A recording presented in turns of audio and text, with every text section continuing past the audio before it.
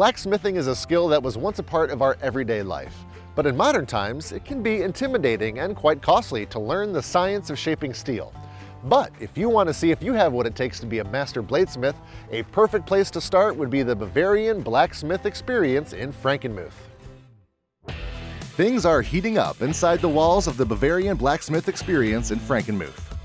There's so much that you're going to learn in the forge about yourself. First off, do you have any sort of endurance and mental grit or grit at all? It takes something to get through. Now, you don't have to be super strong to do this. You just have to be willing to go all the way. If you stick at it and you go through it and you do this, you will gain self-confidence. You will gain a self-respect. Now, for you smithing fans out there, you may already recognize Josh from his numerous appearances on shows like Forged in Fire. He's enjoyed sharing his passion with folks across the world, and he found himself settling down in the town of Frankenmuth with a drive to share his passion and make it more accessible than ever before. Everywhere I went, people wanted to ask, how do I get started? How do I get into this? What do you have to do? And so I eventually just started handing people hammers and said, well, let's just work together now. And over that time of doing that, I developed finding the right steel and weaving in the very basic beginner forging operations any smith has to use to make their pieces. The shop was buzzing with excitement as students from the Clio area work hand in hand with skilled smiths, hammering, twisting, and quenching steel to make their own one-of-a-kind creations. The students here learn a bit about history, a bit about science, and a lot about themselves. We've tailored our experiences. Generally, we start at 6 years old, and then as long as you're not dead, we say you can do it. You know, I've even had a couple blind people come in and forge with us. So as long as you can listen and follow directions, we're gonna work with you. What we love about having the kids in, and the reason you're seeing so many in here today, is the Clio School District actually works with us, and we've created a joint program where students from that district can come and they can forge and they can learn about this dying trade. And it is a really fulfilling thing for us to have that relationship and be able to do that, because that's why this exists. I want this craft to exist. I don't want it to die. I don't want it to fade away.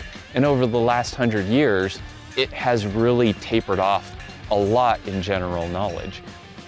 The reason the students are really loving this is because it's different. It's hands-on, there's a danger element to it, you know, there's a little risk with the fire, there's something beyond the words of explaining it, the magic that happens when you're in the forge. And these kids are getting to experience that. Now, there was no way Josh was letting me leave the shop before he could get a hammer in my hands.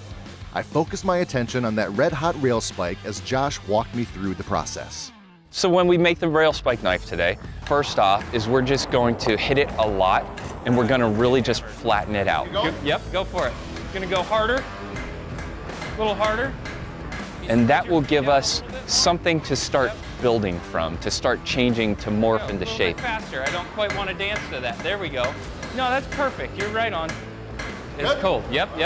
So you can see what you've done. Got a little ways to go. Look at from the side, you can see how much you've spread the top part of that. From there, what we're going to do is we'll define the tip on it.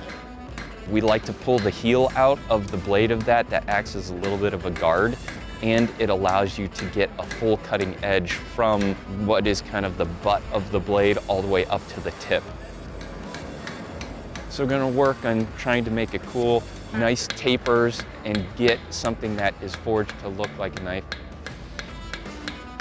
We will then twist the handle around, which is a lot of fun. It's like some brute strength, Superman type stuff. I always love that part. And then we'll quench it to get it hardened, and then we'll take it to the grind shed and grind it, sharpen it, and make it nice and finished for you.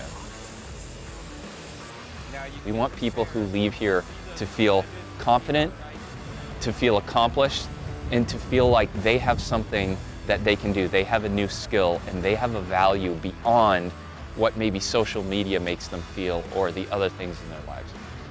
It's too easy to just feel depressed and bad about stuff now. And we like to provide that goodness in people's lives.